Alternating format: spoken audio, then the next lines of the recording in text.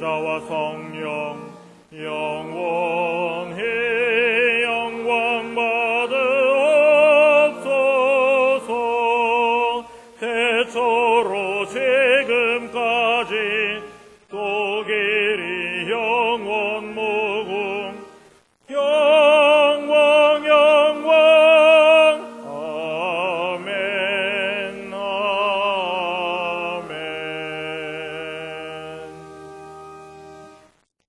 천사가 여자들에게 일러 가로되 너희는 무서워 말라. 십자가가 못 박히신 예수를 너희가 찾는 줄을 내가 아노라. 그가 여기 계시지 않고 그의 말씀하시던 대로 살아나셨느니라. 와서 그의 누우셨던 곳을 보라.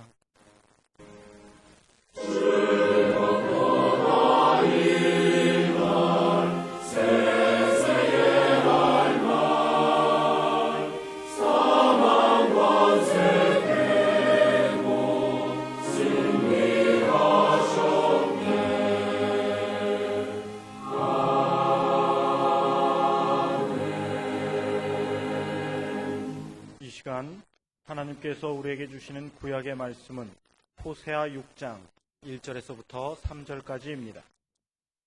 제가 가진 성경으로는 1261쪽입니다. 오라, 우리가 여호와께로 돌아가자. 여호와께서 우리를 찢으셨으나 도로 낫게 하실 것이요 우리를 치셨으나 싸매어 주실 것임이라. 여호와께서 이틀 후에 우리를 살리시며 제3일에 우리를 일으키시리니 우리가 그 앞에서 살리라. 그러므로 우리가 여호와를 알자. 힘써 여호와를 알자. 그의 나오심은 새벽빛같이 일정하니 비와 같이 땅을 적시는 늦은 비와 같이 우리에게 임하시리라 하리라. 아멘.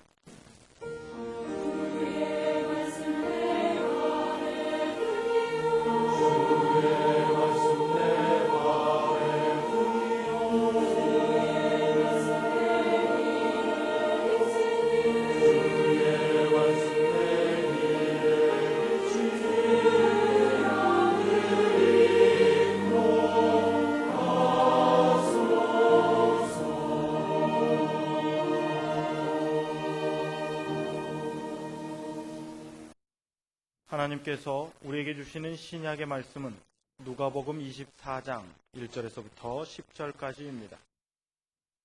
제가 가진 성경으로 139쪽입니다. 안식 후 첫날 새벽에 이 여자들이 그 예비한 향품을 가지고 무덤에 가서 돌이 무덤에서 굴려 옮기운 것을 보고 들어가니 주 예수의 시체가 되지 아니하더라. 이를 인하여 근심할 때에 문득 찬란한 옷을 입은 두 사람이 곁에 섰는지라. 여자들이 두려워 얼굴을 땅에 대니 두 사람이 이르되 어찌하여 산 자를 죽은 자 가운데서 찾느냐. 여기 계시지 않고 살아나셨느니라. 갈릴리에 계실 때 너희에게 어떻게 말씀하신 것을 기억하라. 이르시기를 인자가 죄인의 손에 넘기워 십자가에 못 박히고 제3일에 다시 살아나야 하리라 하셨느니라 한데 저희가 예수의 말씀을 기억하고 무덤에서 돌아가 이 모든 것을 11사도와 모든 다른 이에게 고하니 이 여자들은 막달라 마리아와 요한나와 야고보의 모친 마리아라. 또 저희와 함께한 다른 여자들도 이것을 사도들에게 고하니라. 아멘. 예수님은 죄와 십자가와 죽음을 이기고 살아나셨습니다. 할렐루야. 오늘의 신약 본문 말씀을 다시 보시면 안식 후 첫날 새벽에 이 여자들이 그 예비한 향품을 가지고 무덤에 가서 돌이 무덤에서 굴려 옮겨온 것을 보고 들어가니 주 예수의 시체가 비지 아니하더라. 이를 인하여 근심할 때에 문득 찬란한 옷을 입은 두 사람이 곁에 섰는지라. 여자들이 두려워 얼굴을 땅에 대니 두 사람이 이르되 어찌하여 산 자를 죽은 자 가운데서 찾느냐. 여기 계시지 않고 살아나셨느니라. 갈릴리에 계실 때에 너희에게 어떻게 말씀하신 것을 기억하라. 이르시기를 인자가 죄인의 손에 넘기워 십자가에 못 박히고 제3일에 다시 살아나야 하리라 하셨느니라 한데 저희가 예수의 말씀을 기억하고 무덤에서 돌아가 이 모든 것을 11사도와 모든 다른 이에게 고하니 이 여자들은 막달라 마리아와 요한나와 야고보야 모친 마리아라 또 저희와 함께한 다른 여자들도 이것을 사도들에게 고하니라. 안식 후 첫날 이른 새벽에 예수님의 무덤을 찾은 여자들에게 천사가 한 말의 요점이 뭡니까? 먼저 예수님은 살아나셔서 여기 계시지 않기 때문에 예수님을 무덤에서 찾을 일이 아니라는 겁니다. 그렇습니다. 부활하신 예수님을 만나야지 무덤에서는 아무 일도 이루어질 수 없습니다. 오늘날도 어느 누구의 무덤이든지 무덤에서 무슨 역사가 이루어질 수 없고 거기서 복을 비는 것은 얼마나 허무한 일입니까? 사람들은 무덤에 가서 복을 빌어요. 그렇게 될까봐 구약 최대의 인물인 모세가 세상을 떠난 후 신명기 34장 6절 하반절을 보면 오늘날까지 그 묘를 아는 자 없으니라 그랬습니다. 모세가 세상을 떠나고 모세의 무덤을 해놨더라면 많은 사람들이 그 무덤에 가서 복을 빌고 제사를 지내고 절을 하고 별짓 다 했을 거예요. 그런데 장례 치르고 바로 그 무덤을 찾을 수 없다는 게 말이 됩니까? 아마도 하나님께서는 사막 모래바람을 불게 해서 그냥 전혀 찾을 수 없게 만드셨던지 아마 그렇게 한 것 같아요. 그렇게 안 하면 또 무덤에 가서 딴짓을 하거든요. 또 미리 말씀하신 것을 기억하라 했습니다. 예수께서는 고난당하시기 전에 3번 미리 말씀하셨습니다. 3번이란 말은 크게 강조하셨다는 뜻인데 왜 그렇게 하셨겠습니까?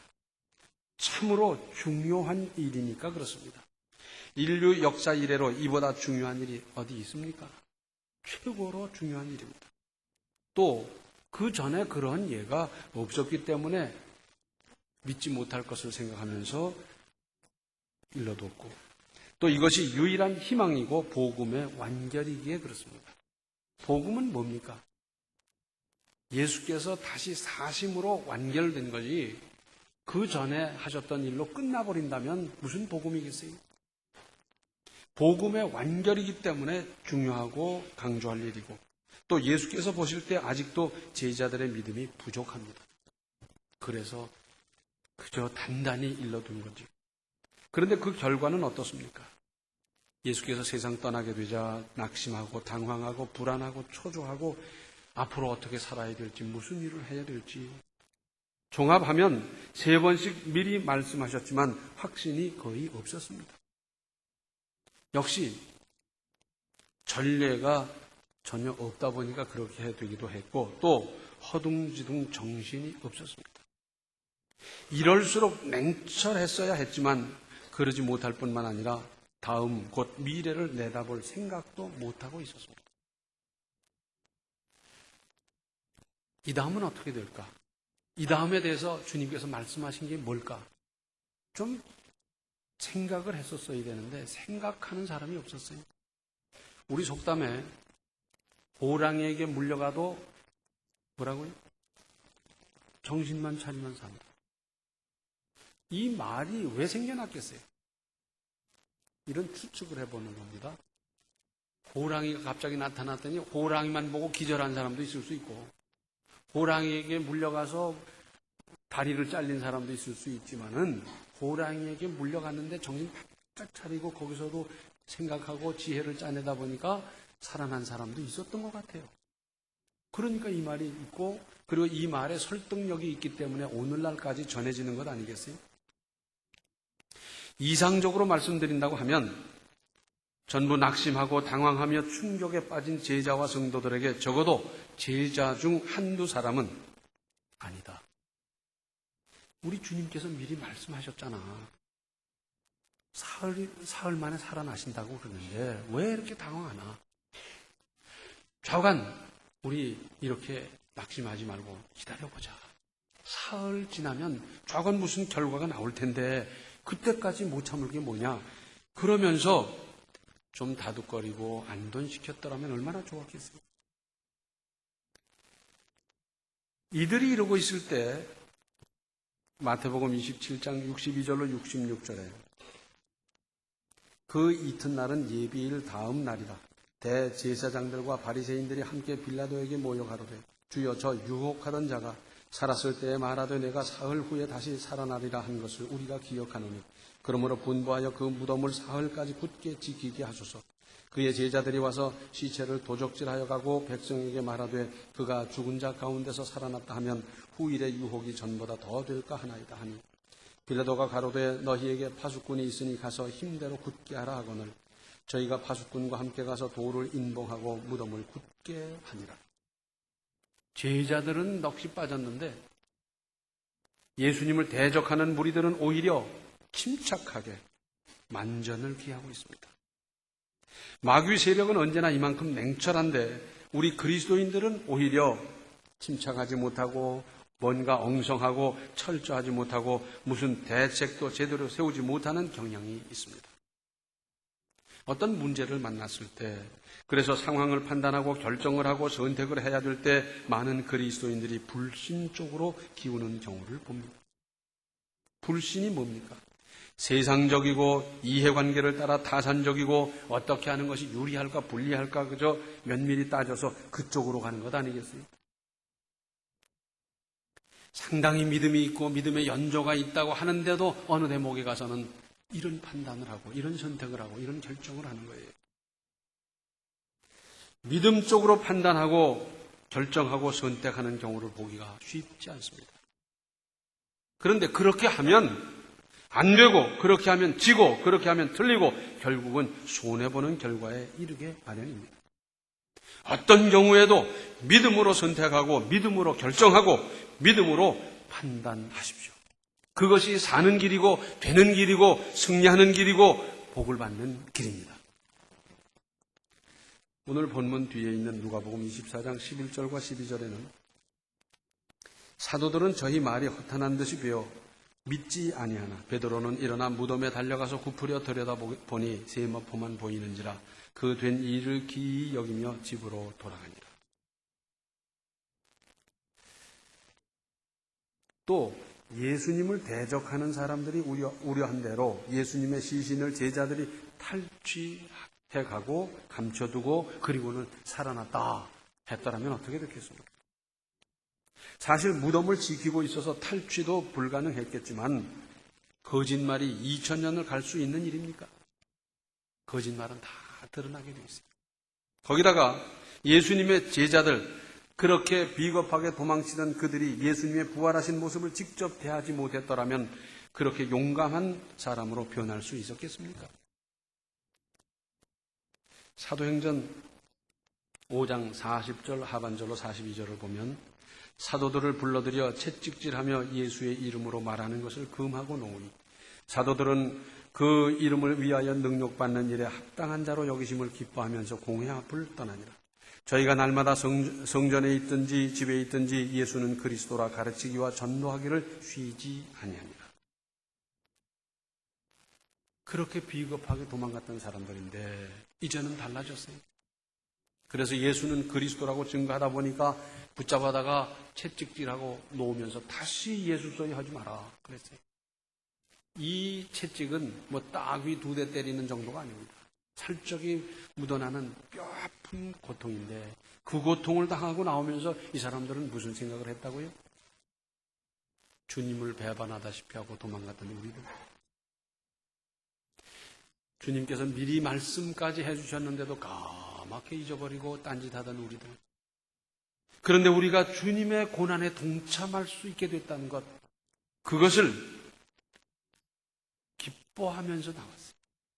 뿐만 아니라 또 예수 말만 했다가는 잡혀 들어가서 무슨 곤욕을 치를지 모르고 마침내는 선생님이 요전에 돌아가셨던 것과 같이 십자가에서 처참하게 죽을지도 모르는데 이 사람들은 성전에 있든지 집에 있든지 어디를 가든지 예수는 그리스도라고 전도하기를 쉬지 않았더라고 합니다. 대단한 일이에요. 이런 변화가 공연히 오는 겁니까? 쉽게 오는 겁니까? 그럴 수가 없습니다. 예수께서 부활하신 이 엄청난 일, 여기에 그리스도교의 진수가 있고 그리스도교의 생명이 있습니다. 죽어도 삽니다. 죽어도 삽니다. 죽어도 살기 때문에 할렐루야입니다. 그런데 예수께서는 이미 3번이나 보여주셨습니다. 나인성 과부의 외아들을 장례 치르느라고 울며 지나가는 그 대열 가운데서 살려주셨고, 회당장 야이로의 딸이 죽었을 때 살려주셨고, 나사로도 죽음에서 살려주셨습니다. 특별히 나사로는 죽은 지 나흘이 되어 썩은 냄새가 나는 상태였습니다. 이 성지 팔레스타인은 더운 곳입니다. 그래서 사람이 죽으면 해지기 전에 그날로 장례를 치르는 거예요. 그런데 나흘이 됐습니다. 나흘 된 시체 보셨어요? 못 보셨죠? 요새 냉동실에 들어가니까 썩지도 않아요. 그런데 더운 나라에서 시체가 나흘이 됐다 그러면요, 이 살은 만지면 뭉그러집니다. 물이 줄줄 흐르고요, 그 냄새는 말도 못하게 고약합니다. 그러니까 가사 상태라든지 죽은 지 얼마 안 된 게 아니라 전혀 불가능한 완전히 시체인 나사로를 살려주셨다 하는 것입니다. 또 예수께서 이 세상에 오셔서 어떻게 사시다가 어디로 태어나시고 무슨 일을 하시고 그리고 어떤 고난을 받고 어떻게 하실 거다, 구약에 다 예언이 되어 있고요. 오늘 구약 본문 말씀도 바로 그 점을 말씀하고 있어요. 또 이보다 더한 일이 그 전에 있었더랬습니다. 에스겔서 37장 1절부터 10절을 보면 이렇습니다. 여호와께서 권능으로 내게 임하시고 그 신으로 나를 데리고 가서 골짜기 가운데 두셨는데 거기 뼈가 가득하더라. 나를 그 뼈 사방으로 지나게 하시기로 본즉 그 골짜기 지면에 뼈가 심이 많고 아주 말랐더라. 그가 내게 이르시되 인자야 이 뼈들이 능히 살겠느냐 하시기로 내가 대답하되 주 여호와여 주께서 아시나이다. 또 내게 이르시되 너는 이 모든 뼈에게 대언하여 이르기를 너희 마른 뼈들아 여호와의 말씀을 들을지어다. 주 여호와께서 이 뼈들에게 말씀하시기를 내가 생기로 너희에게 들어가게 하리니 너희가 살리라. 너희 위에 힘줄을 두고 살을 입히고 가죽으로 덮고 너희 속에 생기를 두리니 너희가 살리라. 또 나를 여호와인 줄 알리라 하셨다 하라. 이에 내가 명을 조차 대언하니 대언할 때 소리가 나고 움직이더니 이 뼈 저 뼈가 들어맞아서 뼈들이 서로 연락하더라. 내가 또 보니 그 뼈에 힘줄이 생기고 살이 오르며 그 위에 가죽이 덮이나 그 속에 생기는 없더라. 또 내게 이르시되 인자야 너는 생기를 향하여 대언하라. 생기에게 대언하여 이르기를 주 여호와의 말씀에 생기야 사방에서부터 와서 이 사망을 당한 자에게 불어서 살게 하라 하셨다 하라. 이에 내가 그 명대로 대언하였더니 생기가 그들에게 들어가매 그들이 곧 살아 일어나서 서는데 극히 큰 군대더라. 해골 잔뜩 있는데 무시무시하지요. 하나님의 에스겔을 데리고 가서 그럽니다. 인자야 이 뼈들이 능히 살겠느냐?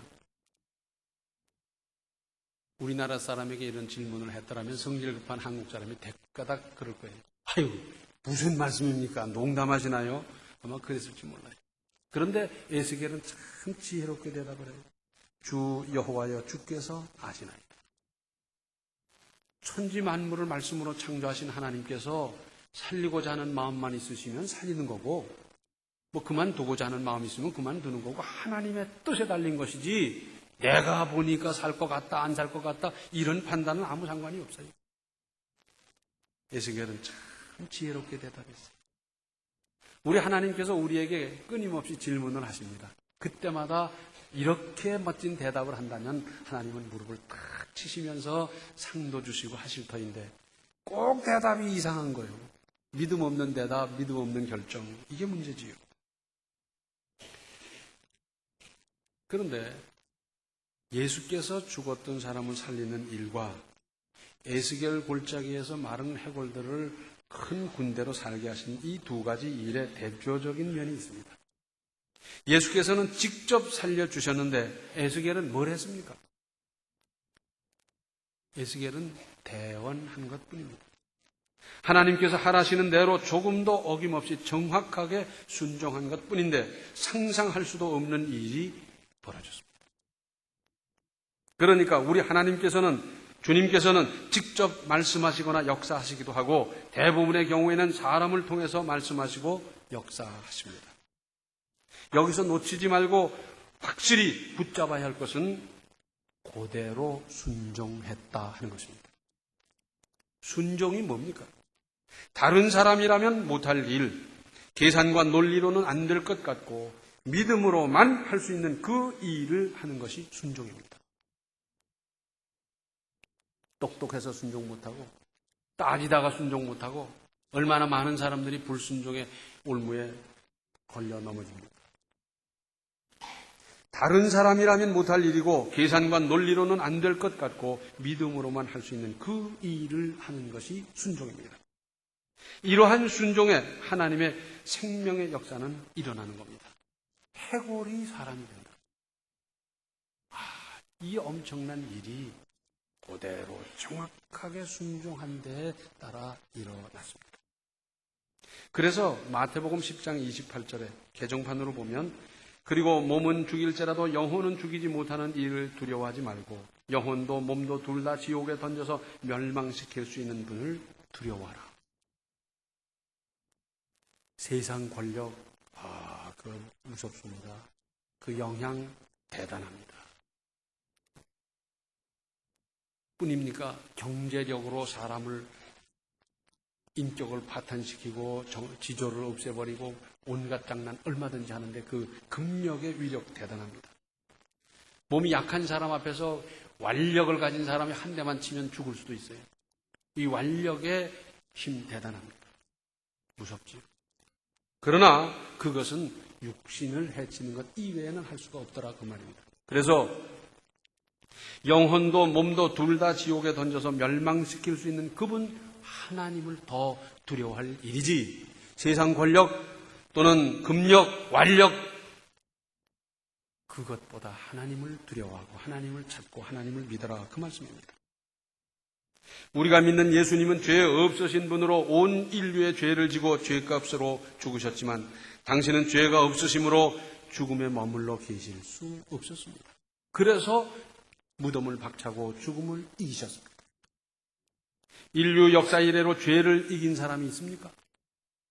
죽음을 이긴 사람이 어디 있습니까?